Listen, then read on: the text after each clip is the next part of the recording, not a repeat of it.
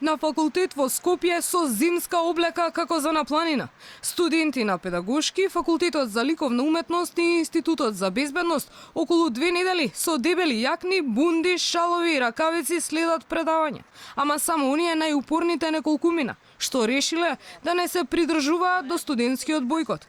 Одлуката да се бојкотира наставата студентите ја донеле поради тоа што трите факултети што се наоѓаат во иста зграда немаат затоплување од стартот на грејната сезона. Од почетокот на грејната сезона немаме парно и затоа не одиме на факултет. Ние самите студенти ја бојкотираме наставата, но и професорите не можат на такви услови да држат настава. Присуствувавме, сите сме со јакни, капи, шалови, премногу е ладно.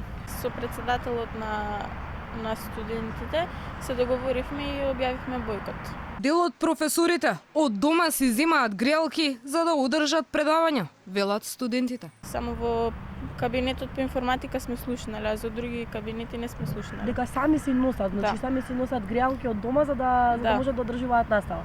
Алфа го контактираше деканот на педагошкиот факултет Емил Сулејмани, кој велиот и откажала топлинската пумпа, поради што наставата и вежбите се одвивале во ладни простории, без соодветно грејење. Крајот на октомври откажа една од главните пумпи што ја дистрибуира водата по радиатори на нашиот факултет и на факултетот за ликовно.